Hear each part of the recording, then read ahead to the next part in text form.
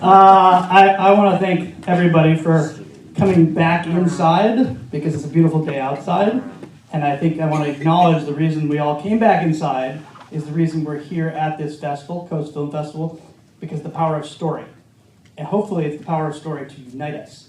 And when we have an opportunity with film, which is an amazing storytelling vehicle, and we have something like the Coast Film Festival and support from New Earth Project, Momentum, we all of a sudden have this chance where we can step out of a beautiful day and share a story. And that's really what this is all about. Last year, I was here with a film, and I remember thinking, there's only just a little bit of content about the issues that are pressing where humans and environment kind of collide. And this year, we all of a sudden have a summit where we get to share these perspectives from all these amazing thinkers and doers. And I feel very, very honored just to be here in this moment, to be able to be a part of that. And I think it's really great that everybody, as I say, showed back up, because that's what we get to do with story, is share it with one another and learn from it. And there's a really wonderful, rich tradition of that. My quick background, and then I'll bring up everybody else, but I was a kid that loved water, and I fell in love with Jacques Cousteau. And I grew up on the east end of Lake Erie, and it was not at all the ocean, but it was an inland ocean. It looked like the ocean. And I was really into hockey and skiing, later became a professional skier. But at the time, when I was a kid, I wanted to be either Jacques Cousteau or a professional hockey player, because they're definitely the same, right? But I realized that I actually got the bug, because my dad told me during the playoffs, I was like, Dad, Cousteau's on. He's like, the playoffs are on. I'm like, Cousteau's on. We actually turned the channel and we watched Cousteau. And to this day, I really feel indebted to people like him, like McGilvery, like all of the films that you have made, who really inspire us to do more and think more. And so, long story short, now here I am, having made a whole bunch of films in the Cousteau kind of vein, and I again just feel like it's a calling. And I feel so lucky to be able to do this. And I feel even more lucky to be able to do it with the people that we're going to have up here on the stage to share these stories with you. So please, if you can welcome our other panelists. I'm going to read their bios because I'm a better reader. Obi Kaufmann, who you have heard of, saw probably in the last Q&A. Please come up. Author of California Field Atlas, poet, painter, naturalist, spends time exploring all the California coast. Son of two scientists. Wonderful. Science informs art, by the way. Timmy O'Neill, professional rock climber, first ascensionist, public speaker, following... Timmy! There he is right there. I read a little bit of this. And then, mostly though, and this is really important for me, is that we have people from the community here. Hallie Jones is here from the Crystal Cove Conservancy.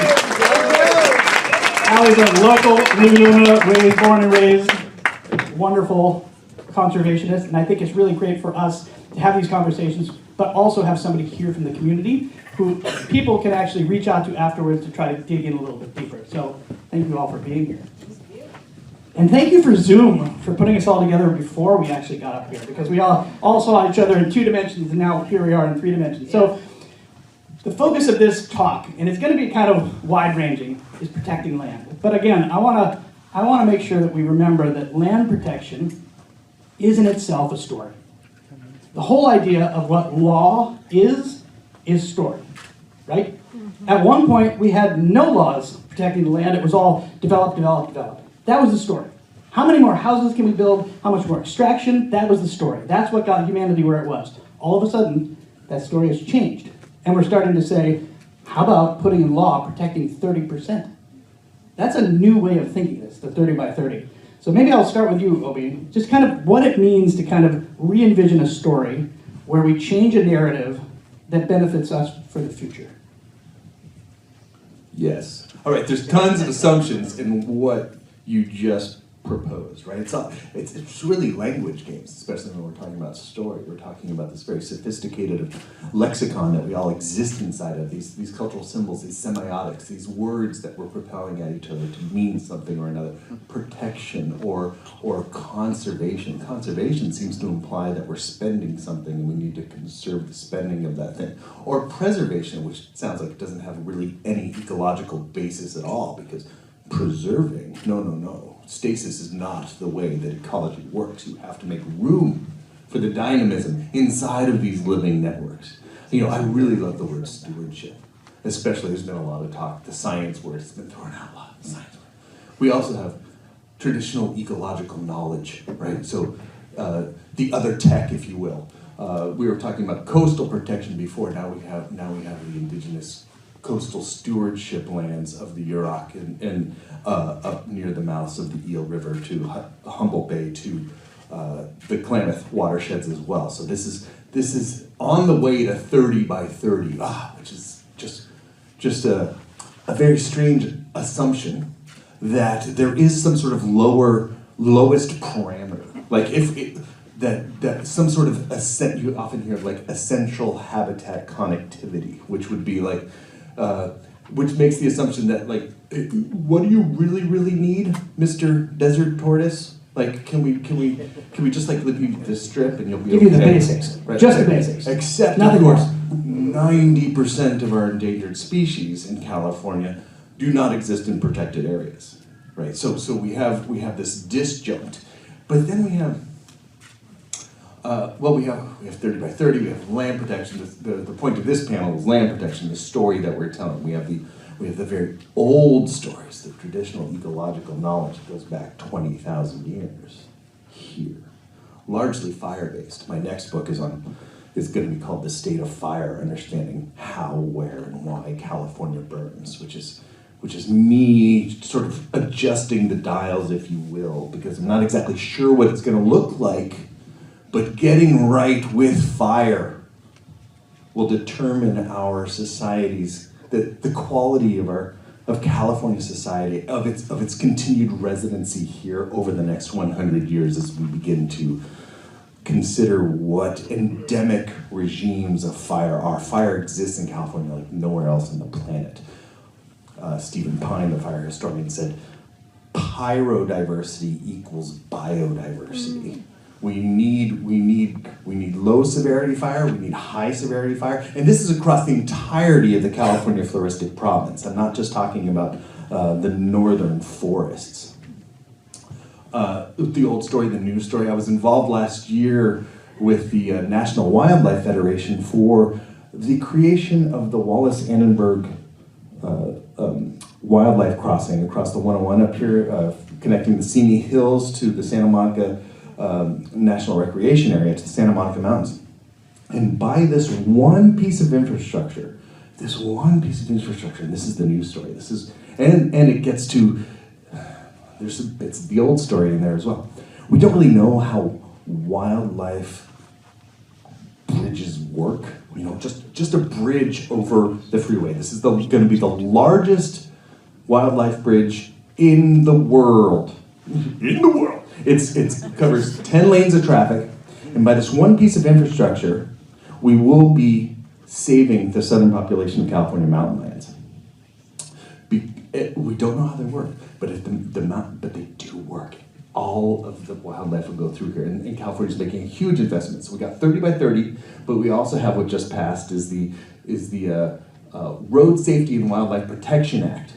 It is now codified into state law that every single road that will be built from now into forever, as long as our democracy holds true, will need to have from day one built-in schematics about wildlife mitigation, crossing, and connectivity. So this is a tremendous win for a tremendous win for democracy, a tremendous win for these endemic systems, a tremendous win for land protection, a tremendous win for that conciliation, if you will, between the old story and the emerging new story. Thank you. Thank you. I'm going to defer all my answers to Obi. You can have it all. I'm going to throw one at you, though. I mean, you give us kind of postcards from the edge, right? You go to these places, and you see lands in a different perspective, given what your amazing skills allow you. And you come back with new stories. And you share those stories. And you're a really great storyteller. But how do you bring people into the story of land stewardship from your time in amazing places? I talked about this last night a little bit. I have a brother who I'm one of 7 children, 5 boys. and one of my older brothers became paralyzed from the waist down. And that crisis became an opportunity for me to develop myself as an individual who takes individuals who need adaptive climbing, right? And working, I have a film here called Soundscape, which is about somebody who has no light perception and the way that they use echolocation and touch to see the landscape and to climb these massive peaks. And my brother's injury and Eric's blindness and all of the individuals that I work with that have all of these different needs are like visiting these different places, like visiting the world of blindness or paralysis or amputation or neurological muscular disorders. And by visiting those places of those conditions and then taking these individuals, my friends, to have these experiences, I combine these two different worlds and come up with these new stories. Kind of access-based, right? And by creating that access and by bringing people in and coming back with these totally unique tellings, I'm able to capture people and have them listen and have them sit down and be made to wonder and be curious and be engaged and to care and to shake that person, that audience member, that listener a little bit to create a new telling. That's it. That's it. I mean, the new telling is what we're talking about here, because we hear stories recycled over and over, and then we hear a new story, and we can grab onto that. The story can be very powerful, it can be very dangerous, too, because we know people use story as propaganda. We know people use story as promotion. We know people use story to sell things. We know people use story to determine like the future of things. And so we, I think, as people interested in conservation, need to be able to use story effectively to access all different types of people if we're going to grow this movement. I think. Whew. So yeah, Obi couldn't answer that. That was a good answer for you. Thank you. And I think here locally, I mean, you've been involved in conservation efforts here in the Laguna area for so long. What have you seen the community's attitudes towards these stories and towards these ideas? How have you seen it change over time? It's a really good question. So we have such a long history of environmental ethos in this community. It's part of who we are. You know, we are an arts community and we are an environmental community. And I think as we see our open space not only get crunched by development, right? We're surrounded by 22,000 acres, which sounds like a lot, but in, you know, the ecological world, it's not. As we've seen the pressures of development bump up against those edges, and we've seen what's actually happening on the land change, right? Impacts of climate change, invasive species, fire, you know, our changing fire regime. The land itself is changing. And I think that the community has embraced the idea of kind of how do we adapt to that? How do we adapt to protect the land? And the fight is different now than it used to be. The fight used to be, you know, against the developers, and it is no longer that. The fight is against ourselves. The fight is with ourselves to inspire, I think, really, not just the next generation. I don't want to put it all on the kids because it's us too. I mean, it's each one of us in every decision that we make every day. How do we continue to protect this open space, this tiny little precious jewel? And how do we use that, selfishly, you know, my vision, how do we use that to impact what's happening throughout the state, what's happening throughout the country, what's happening throughout the world? And I think in Crystal Cove specifically, we have really like a living lab. We have this, you know, beautiful, beautiful marine protected area. We have, you know, this 22,000 acres of open space. How do we use that to look at climate resiliency? How do we look at that how do we use that to look at fire recovery and use that to really model what the rest of the state needs to be doing? Very powerful. I mean, again, it sounds cliched, but we do have to think globally and act locally. That's where we actually can reach out and touch something that's changed in our community and say, hey, that's progress. We did that. We actually, you can see it, you can feel it, as opposed to talking about something that's, you know, very far from us. I think Jeremy Jones earlier said one thing they never talk about is polar bears when they're in Washington, D.C.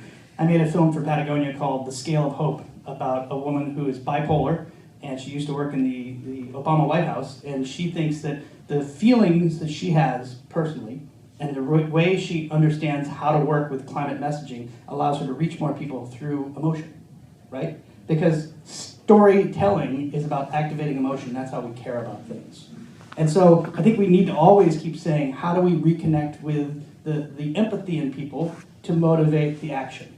And I think that's There's the hope narrative, which is saying we can do something, is actually more motivating than the anger narrative in many ways of saying, you get crushed by anger and you do nothing because you feel like disempowered. And I think that's something that we as storytellers have to kind of lead into further, specifically within this area. And I think something that was said in the other panel, and I don't want to cross panels because I know we're trying to be land and sea separate because there's definitely no interaction between those two things. But is this indigenous knowledge, which is so wonderful for all of us to begin to understand. On our Zoom call beforehand, I'm a scientist by training. I realized that science is inherently reductive, right? You guys know the kingdom, phylum, class, you know that whole thing, right? So this is kind of funny. My freshman year in college, biology 101, our biology teacher stands up and goes, "You remember how to remember this kingdom, phylum, class?" And no. He's like, "It's easy. Kinky people can often find good sex." Kingdom, phylum, right? You go right down, and this is how we. But this is the point: is that if science is reductive, because we can class it into kingdom, phylum, class, order, family, genus, species, then where do we see the whole? And the indigenous knowledge comes with looking at the whole, because they've been seeing the whole for a lot longer. And then we come in and say, no, we have to see the parts. And it's important to see the parts for certain reasons, but I think we forget about the whole. I think that's where conservation is headed, and it's the most exciting part for me about conservation is the fact that it is holistic now. We are recognizing we can't save mountain lions, right? We have to save hundreds of thousands of acres of land and all of the associated species in order to save those mountain lions. That's the beautiful part, though. That is the beautiful. That is the beautiful part. Wendell Berry said, solving for problem. Biodiversity takes care of that kind of thing. You save the apex predator, you're saving a number of species. The presence of apex predators indicates an ecosystem that is functioning. Biodiversity is a metric of ecological services, of a metric of healthy ecosystems that then bequeath ecological services upon every aspect of human society since the beginning of time, right? So, but in California we have something very unique happening here, and that is that every single one of our landscape types, of our natural landscape types, are either threatened, endangered, or critically endangered. Every single one of them, except we have a very low extinction rate here in the state. The extinction rate is less than 1%, as a matter of fact. Now, we've lost some beautiful creatures. In fact, we're commemorating the 100th anniversary this year of the last killing of the California grizzly. That beautiful piece of Pleistocene megafauna that we put on our flag. But that less than 1% extinction rate, it's very dangerous and very difficult and very reductive to actually declare any species extinct scientifically. We're having a problem right now, especially with a particular minnow relative in the delta called the delta smelt, which we haven't seen any for 3 years now, and this is a very big problem. And it comes against the limits of this greatest legislative tool that we have nationally, the Endangered Species Act, which we are also celebrating 50 years of this year, 1973. Republican, by the way, signed that in. Oh yeah, it was the Nixon administration. Right. Yeah, the golden age of environmental legislation. Exactly. was absolutely the Nixon administration.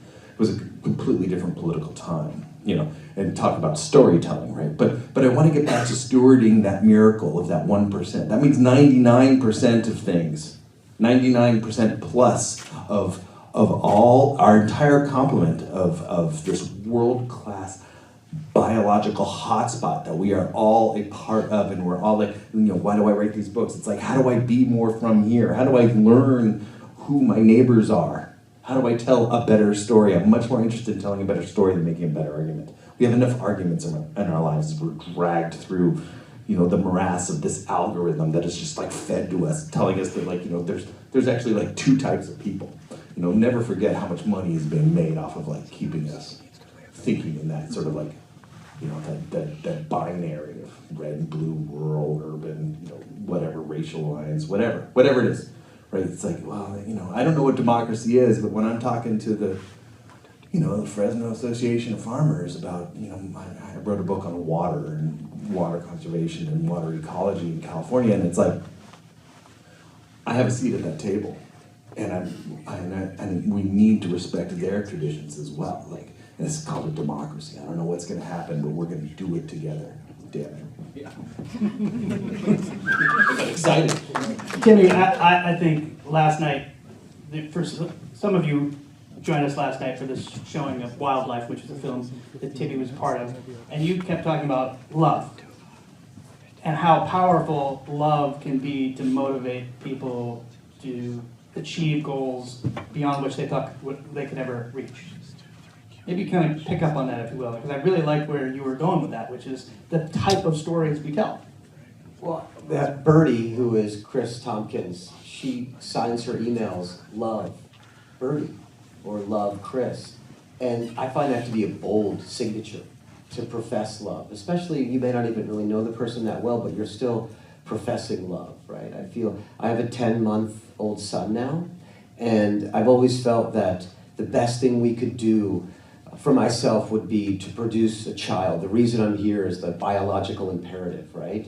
And I think that that is also a condition of love.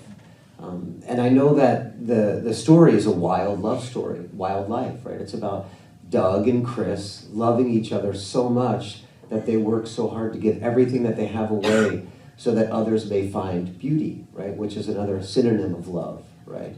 So I find that there's another deep emotion, and it's human pain. When you see somebody cry in a film, you start to cry. When you see somebody in pain, you have this sense of empathy and this sense of compassion, and it's not pity, it's a desire to want to relieve that. It's a willingness to put yourself in the position of that person. In the film that I'm also here with called Soundscape, we use animation to place the viewer as if you were the protagonist Eric's point of view, which is no light perception. So we take the sound effect and the touch effect and we animated it so that you're Eric and you're imagining yourself to be blind, virtually, and not literally, of course. And by having that radical sense of empathy, you can have a greater understanding and a greater commitment to being more open and dialing your aperture even further open to understand and accept. And I think all of that comes down to love. A willingness to make somebody else more important. Like, we're all at the center of our lives. It's just a matter of how large are you at the center of your life. So that sense of humility, that again is about love, decreases our size to allow more people around the center of ourselves. Yes. Shouldn't we expand that to the planet? Shouldn't we expand that to the, what do you call them, Obi? The non-human world? Yeah, more than human world. The more than human world. Like that love, right? I mean, that's what we're trying to inspire. But isn't it amazing that we're talking about this in connection with land stewardship? But this is... No. Right. But it shouldn't be amazing, but it seems amazing because we lost that connection, which is why we're in this conundrum to begin with. And opening this aperture, as you're saying, Timmy, is what we kind of need to encourage people to do, to kind of look beyond themselves and look into how they can help the community be healthy, how they can help the environment be healthy, themselves healthy. Like, how do we actually get back to, these are old stories, right? Now we're talking about old stories that are not as productive. They come back right to empathy. How can we use the basic storytelling elements that have been here for so long to invigorate this? Because honestly, this panel wouldn't have happened 10 years ago. Like, there is something changing the way we are looking at the stories we tell. And I think it's amazing. It's amazing. And I think briefly about love, it's about vulnerability and openness. Like, once again, like, you have to be willing to go there. You meet somebody, you fall in love with them, you deeply care about them, you protect them. We need to do that not only with people, but with place and purpose. That's beautifully said. The film that was talked about earlier, Purple Mountains, was really this opportunity for us to explore what it is to feel not love. When you walk into a community where you expect that because of where you come from or what your beliefs are, that you're going to be somehow ostracized. And a fun story I like to tell about Jeremy is that when we were driving to Elko, Nevada, the reddest county in Nevada, a purple state that also has beautiful mountains, he turned to me and said, I've been on the top of a lot of really scary mountains. He said, I'm scared, more scared right now. Because I'm going to a place that I might not feel love. I might not feel like me reaching out to somebody to talk to them about stewardship and talk to them about how we can encourage people of different political stripes to find that thing they love together. And it just took him doing it. And it was so funny. I think it was a little shaking as he went in to meet these first group of people because he thought, oh my God, they're going to yell at me. I don't want to be yelled at. And he reached out with his love to say, hey, listen, I think we both love the same thing. And that's what came through in the movie. And I think that that's something that has made me realize the power of depolarization when you can find something that so many people feel the same about. And I think that's where environment is. I think environment is a place that we can start to talk about all the things that have broken us apart politically, but how we can come back together. Because I don't know anybody that's saying, I don't want clean air, I don't want clean water, and I don't want a healthy planet. I don't know one person that's saying that. That's right. Right? So how do we begin the stewardship kind of initiative with people with different, perhaps, beliefs, but same kind of drive at that core? It's a question. It's a quick question. Quick answers, like how do we depolarize using environment? Yeah, I'm unconvinced if whether or not the story has changed, is changing. Somehow it's going to change. I think all these decisions are really going to represent a bottleneck over the next couple of decades, right? As we're being pulled through this bottleneck, which is already closing around us, this bottleneck of stressors, ecological stressors, whatever they are, however they manifest in the simplification of biodiversity, say, right? As we're dragged from the age of progress with all of its lies of what Wendell Berry again calls industrial fundamentalism, right? As we're dragged from that towards like this age of resiliency, I think we're going to see a lot of stuff, shall I say? And whatever happens, when I'm gleaning here by this wonderful community that I'm so proud to be a part of, I'm so happy to be here with you all. It's like, because I think I sense like leaders who are ready to face whatever happens unpanicked, grounded. Like the question, and we've heard it a few times today, of like, what can I do? It's like, okay, first, when was the last time you went camping? When was the last time you got outside and you took your shoes off and really put your feet in the river? And I'm not making light of how powerful that can be, because whatever happens, we're going to need you. Your love battery needs to be filled. Take that as a battery, and then that consilience. That's an Edward Wilson word. I don't know if you know Edward Wilson, but everybody should know E.O. Wilson. He was one of our greatest naturalists. He headed Harvard biology for decades. But anyway, he wrote a book called Consilience, the Unity of All Knowledge, which is like these great two schools of thought, right? The physical sciences and the humanities.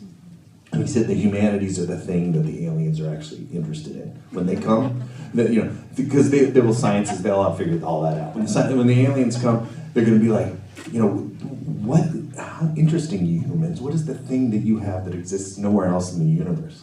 It's the humanities, right? And so like bridging together those two schools of thought, much like love and data, these two things that we need more of. You're gonna need a lot more data, gonna need a lot more love.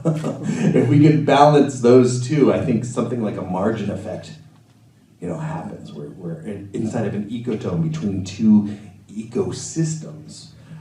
You find more biodiversity inside that ecotone than you do in either of the two individual ecosystems. I think it's the same way with human knowledge. But I'll leave that there. Obi, well done once again. You're taking the Obipedia and you're putting it into book form too. Because if I'm not online and I can't get onto Obipedia, I can have your books to research as well. Thank you from everyone. Thank you. We're gonna, I think, throw it to some questions, unless any other Obipedia moments need to be procured. I just have to say one thing. Please. We talk about STEAM education, right? How do you use engineering and math and, science, all of these things to protect our planet? And we're moving away from calling it STEAM and we're calling it STEAM because we're putting an H in there for the humanities, right? And Obi, your work, I think, just illustrates that beautifully. Like, how does literature and art support conservation? And I think our kind of historic way of separating the science from the humanities and from the arts is reductive. And it's not going to be the answer, right? We have to be looking at all these things together. Yeah, a good friend of mine, Carl Safina, who's a masterful naturalist, pointed out that Homo sapien is the thinker. We are the wise. That's what it means. And if you actually think about it, there was a guy that wrote a book called Sapiens and kind of broke down how story impacts humans. If you said this to a dolphin, right, that you have a mackerel, and you say, this is a sacred mackerel. Don't eat this mackerel. What's the dolphin going to do? It's going to eat the mackerel, right? But if you say that same thing to a human, the thinker, this is a sacred mackerel, do not eat it, they will give their life for it. They will change the way they move through this world to honor the sacred mackerel, because the power of story to change our mindset. And I think we have to remember that. Like, that is our blessing and our curse, that we are so attuned to story. Remember this, and some of the younger kids earlier said, what can I do? Listen closely to stories and see who's telling them and what they're trying to tell you. Because if you can see through the story and find the truth, then you can decide what you want to believe. So, quick, I think we have time for Q&A a little bit. All right, I'm giving the thumbs up. So, anybody on that rambling and wonderful conversation about saving land and people and how we get there? Okay. Anyone? Oh. There we go. Thank you. I'm curious if anyone on the panel has any interaction with rematriation processes. I'm part of a project in Costa Rica that's working to rematriate a small parcel to itself, and there's great work going on in New Zealand. But it's a next stage beyond reductionism to recognize the will of the land. And I'd love to hear anything you have to say about that. Okay, yeah. Okay, so rematriation is such a beautiful word. Perhaps you've heard repatriation, right? So this is an indigenous feminist spin on a land back movement. I live in Oakland, California, and right now the Lijan Confederacy and the Ohlone peoples are very much into the word of rematriation, where it is not the reductive, it is not the analytic. Analysis is a Latin word that means literally to cut with a knife, as opposed to synthesis, which is bring together, right? I feel like here we are, I sort of gloomily said a little bit ago about we're going to see some stuff, in the next 20 years. But I'm not sure, because I also understand that we're sort of waiting for the next Darwin. Okay, she might be here. She's probably 15 years old now or something like that.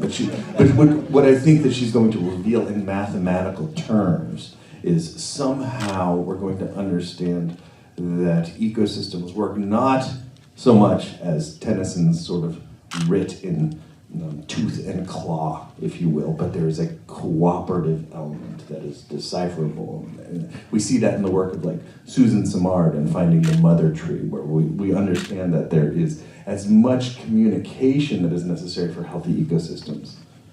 This illusion of the individual, which will fundamentally alter, I think, the word nature, which is a word that doesn't exist in so many indigenous cultures, especially across California, with its over 100 tribes. The word nature doesn't exist. How do we extrapolate ourselves from this land? And I think that idea, matriation, mother, gets to exactly that philosophical, that ecological philosophy that is rooted somehow in some sort of spiritual tradition. I don't know, I don't really understand spirituality, but, because nature, I've never needed it. Obipedia. You just been Obipedia. I'll give you this. I'll give you this just because now that Obi has taken us into the eco-philosophy, I had... That was you. That was you, bud. No, well, I may have started it, but you, got the ball rolling. I had a professor once say, all right, here's something for you to ponder. When I eat a carrot, am I eating it or gnawing it to death? I was like, oh man, my whole life I love carrots. Now I gotta think about carrots. But it's all about how we see these things, right? It's how we perceive these things, and those perceptions come through story. Again, this is how all of these ideas, defining right and wrong, it's what we believe as a society. And that's defined by how we define the values that are at the core. And I think that's what's shifting, is that the values now are starting to look forward and not just look at how we can grow economies through extractive technologies, but how do we look for the future that is sustainable? And I think we've become hardened, right? Like there's so much tragedy, so much trauma, so many travails. And I think what we need to do is, like you said, when's the last time you camped? When's the last time you hiked? How do we go outside and use the emery board of nature and wildness to remove that skin, right? To become a little softer, a little more receptive. This morning I was with Chad, who runs Surf Rider, and he graciously picked me up at 6 a.m. and brought me to San Onofre. And I went down and surfed for my first time, and he helped me, he pushed me in, and the emery board hit me, and then the water almost drowned me, and I was like, this is amazing, I've never felt more alive when I'm almost dying. But it's those experiences that then I'm turned on, I'm tuned in, I'm so stoked, right? I've got the shaka for life. And I think if I can have the life shaka, then I can use that energy and use that stoke to turn somebody else on, right? Like you said, charge those love batteries. So thank you, Chad. Give it up for Chad. He's here right now. Chad Nelson, everybody. Yeah, Chad. Timmy adjusting his aperture to awesome. That's what happened. Shaka awesome. In fact, Chad was telling me about a new initiative that Surf Rider has. They're going to try and prevent poultry from surfing because they foul the water. It's way too early for dad jokes. No, dad. I'm a dad. I'm supposed to do that. New joke, too. New joke. Any other questions in the? You got there. Hey guys, thanks for speaking about the incredible power of story and how it's such an important tool for inspiration as well as communication. Because I think that inspiration, we all agree, is a key component to affecting change from a positive standpoint. And I just wonder, you've all done such great work across a number of different mediums. If you have other people or groups or companies that you think are doing a great job at this, that we should all look at as well. That's a great question. First of all, I think I need to go back to the last question. I love the idea of rewilding humanity, and I think that that's where we're all headed, right? We're actually reconnecting ourselves with nature in a way that we've lost. And I think that there are a number of organizations and corporations that are all doing that kind of work. I say always, and I use that word carefully, it's not a word I use a lot, to anyone who's interested in any of this stuff, right? Find your personal passion, right? I don't care what it is. I don't care if it's ocean conservation. I don't care if it's land conservation. I don't care if it is, surveying the owl limpets in the tide pools in Laguna Beach, right? Figure out what gives you, what did you call it? Life shaka? Something? Yeah, shaka for life. Find your shaka for life, right? Because it's different for everybody. And when you find that, you will never let it go. And it will drive you and energize you for the rest of your life. I mean, I don't think that the work that I do, I've said this to those of you who know me, I work 24 hours a day, 7 days a week. I am never not working, and it never feels like a job. It is a calling. It is a passion. It is my personal mission in life, right? So figure out what that is. Find it for yourself. And it might not even be environmental. It might not even be conservation. It could be social justice. It could be there's so many things in the world. There are so many places that need our help. And it's going to take each one of us plugging into that on a personal and local level to make a difference. To answer your question about companies, I love what ExxonMobil's doing right now. Kidding! Obi, you've got something to say. I know it. Yeah. So I believe that perhaps the most interesting arm of land protection and in the environmental movement writ large over the past 30 years, perhaps is the land trust movement. Okay, so as even the word environmentalism has been appropriated by, X, Y, and Z. We were talking about that in the last panel, or Jeremy was talking about that earlier, about that sort of like that sequestration that happens to you if you're, I'm an environmentalist. There's a whole set of assumptions that comes with that sort of label. The land trust movement, which has exploded with the invention of a conservation easement, where you don't have to sell all of the land, but you sell you put in trust into a management agency the quality of the land as it is from future development. Okay, so this is the pipeline to the 30 by 30 right now.